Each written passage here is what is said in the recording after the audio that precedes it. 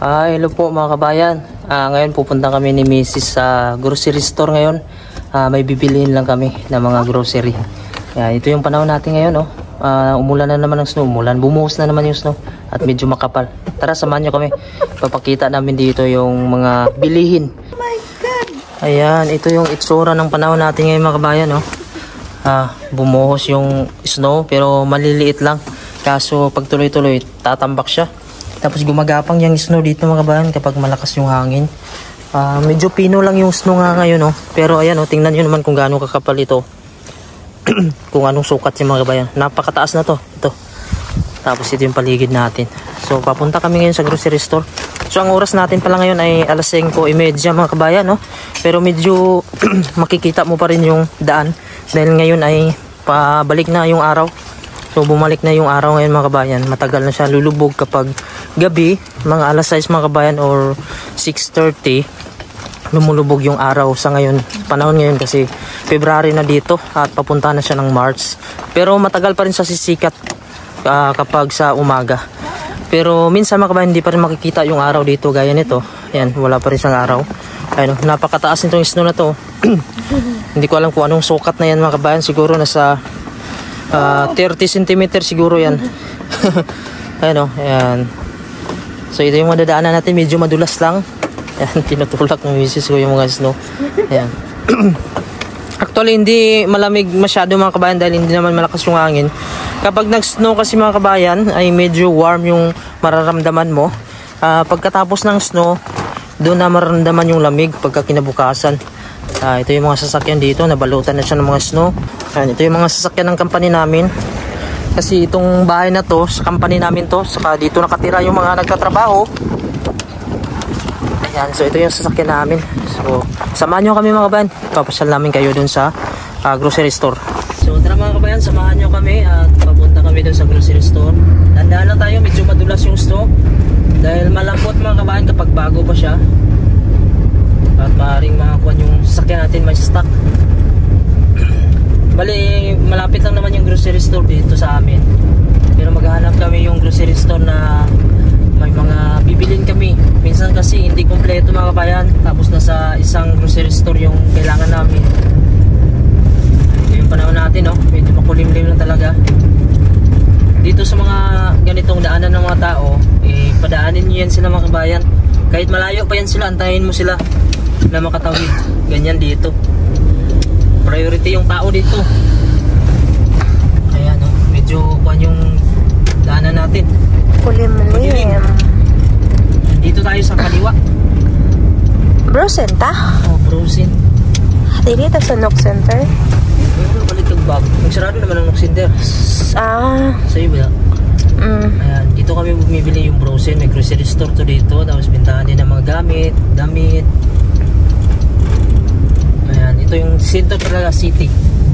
Ayan, nandito na kami mga kabayan. Medyo malakas na yung hangin na. Buksan ko si Mrs. kasi tumigas yung hindi niya mabuksan. Kasi pag ganito mga kabayan, yung nagpo-frozen na kasi yung mga pintuan. Bali dyan kami bibili mga kabayan. Ito yung Brogsini. Ayan, papasok kami dyan sa loob. Dyan kami bibili. Ayan, bali akyat muna kami sa itaas mga kabayan. Titingin lang kami ng gamit. Yan sa taas kasi yung mga gamit. Dito sa baba yung grocery store. Ayan, medyo malaki to dito yung grocery store niya sa baba. Malawak. Dito naman sa taas mga kabayan, mga gamit.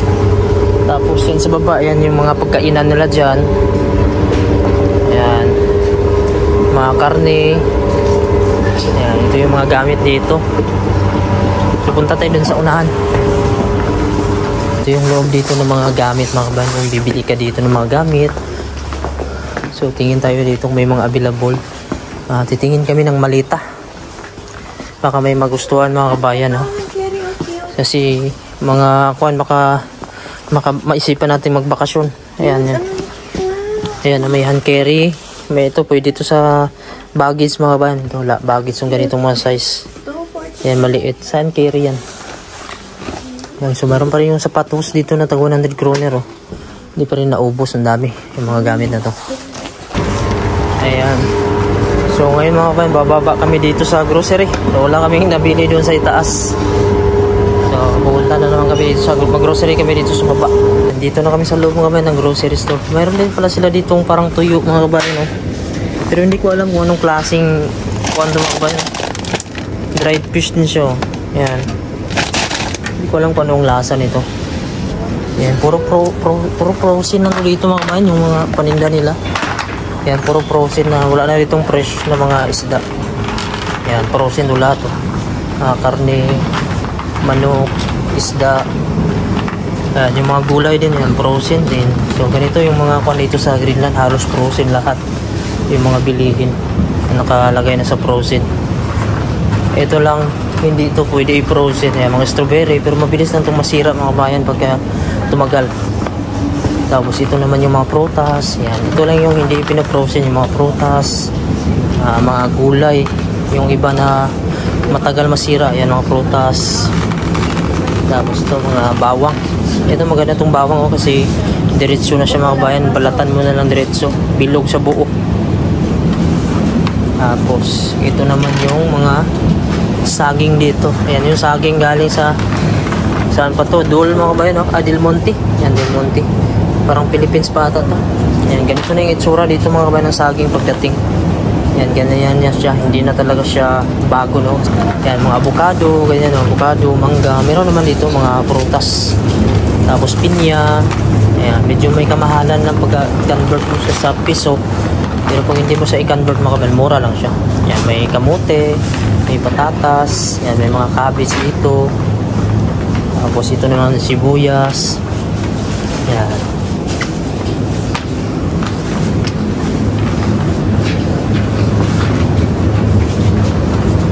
Mangga, masarap din yung mangga na yan, oh. Tapos may dates din dito mga bayan, oh.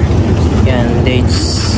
Bibili yung asawa ko ng mangga, yung parang mangga apple yan mga bayan, hindi siya maasim. Tapos dito naman meron silang mga ayan mga bayan, oh. Pipino, kamatis.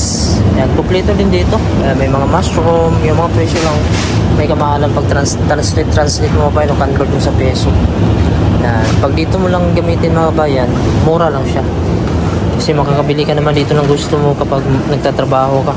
Yan, ito mga prutas dito. Tapos ito yung mga gulay nila mga kabayan, no? Yan, frozen to lahat dito, ha. Kung gusto mo yung mga mix na kuhaan, yung mga carrots, yan, frozen. Ito mga beans, yan, frozen. Yan, medyo kukunti lang yung nag-grocery ngayon dito. Gusto ka mag-spaghetti ko? Oo, pwede po. Spaghetti na lang. Spaghetti at sprito manok? Oo. Yan. Dito naman mga kabayan, yung mga cheese, butter, yung mga gatas, itlog. Ayan, ito yung mga gatas dito. Medyo mura na yung gatas dito. Tapos meron namang tinapay din dito na hindi naka-frozen. Ayan na. Kasi yung ibang tinapay may frozen kasi na tinapay mga kabayan, nilalagay nila sa ref. Ayan. So hanap tayo dito yung nilalagay sa ref na tinapay. Gaya nito mga kabayan, oh, yung mga tinapay na iba nilalagay na sa ref. Ayan. Ayan, matigas talaga to. Ayan. Ayan, parang mga loaf bread sa atin. Ayan. So hindi ko alam bakit nilalagay nila sa ref, no, itong mga tinapay. Ayan. Naka-ref siya. Siguro baka para matagal masira. Ito yung pinakamahal na gulay dito mga kabayan sa Greenland. Itong talong. Ayan. Yung isa niyan ay 30 kroner. So kung i-times mo sa 8 mga kabayan, kayo nang bahala. So nasa 240 pesos ito. Isang piraso lang. So mahal talaga mga kabayan pag i-convert mo sa peso. Pero pag dito lang mga kabayan na pera, mura lang to. Yan, 30 kroner isang piraso. Tapos meron din kalabasa dito mga kabayan, 25 kroner. Yan, isang piraso nito. Kuha ta? Kasi kuha kami ng isang piraso na kalabasa para sa munggo. Kasi nagmunggo kami. Ayan. Tapos mayroon ditong papaya. Ayan. 30 kroner din yung isang piraso nitong papaya. Ayan, yung itsura nyo. Medyo hindi na talaga fresh pagdating dito. Tapos yung itlog nila dito mga kabayan, yan, 38 kroner siya. 15 piraso pala yung 38 kroner. So merong iba nito 30 kroner mga kabayan, 15 piraso din. Depende sa klase ng itlog. Tapos ito naman mga kabayan, yung mga manok nila dito. Hindi naman to frozen ito. Hindi siya frozen yan. Yung mga chicken breast. Ayan. So mayroon silang mga discount din, oh. Ayan, ito yung frozen. Yan, mga wings. So mayroon din dito mga baka, baboy, hotdog. Ayan. So may buo din na manok dito na binibenta. Ayan. So So yung mga karne may mga render, lamb ba yun? Render, isa din yan eh. Ayan yung mga baka, mga beef, baboy. So ito naman yung mga render ito mga kabayan. Ayan. So meron din ditong manok na buo. Ayan, naapat na dito man naapat na dito. Ayan, buo na manok Ayan, 2 piraso. Tapos may giniling din na mga beef, chicken. Ayan, giniling na beef dito. Dito naman mga kabayan, meron din dito mga sauce. Kasi magluluto na yung misis ko ng spaghetti. Ayan mga tomato sauce. Tapos meron din dito mga asukal. Ayan, kumpleto din dito kahit papano. Ayan, may mga pangkuhan din dito sa burger mayonnaise, yung mga palaman. May mga sardinas yung mga tuna, yung mga sakan. Hello po mga kabayan. So ngayon pauwi na kami ng bahay. Ayan, ito na yung nabili namin, isang plastic yung nabili namin. So tara, samahan nyo kami mga kabayan. Kaya pauwi na kami ng bahay. Ayan, nakarating na kami dito sa bahay mga kabayan. Dito na kami sa parking. So buksan ko muna ito si Mrs. dahil medyo matigas talaga itong pintuan na ito. Ayan. So dito pala kami nakatira na to sa taas. Ito yung paligid natin. Ayan, medyo kumapal na naman yung snow. Nag-snow lang ng saglit. So ito yung mga pinamili natin. Kunin na natin. Ito yung madadaanan namin dito mga kabayan. Mahaba yung kuha namin dito. Yung tulay o hagdan. Medyo nilinis na dito sa labas. Wala na siyang snow. At bukas na naman ito mga kabayan. Tataas na naman to. Dahil nga dito ay hapon pa. At ito na yung bahay namin. Paakyat kami mga kabayan. Nasa dulo pa yung bahay namin. Kaya napakahirap umakyat dito. Medyo malayo. At dito sa amin banda dulo. Ayan, makapal yung snow dito sa amin. Ito yung buong paligid natin. Ayan. So doon kami bumaba. So ayun mga kabayan, hanggang dito na lang yung aking video. Huwag nyo naman po kalimutan i-subscribe yung ating YouTube channel. Pindutin nyo na din yung bell notification para updated kayo kung may bago tayong mga video.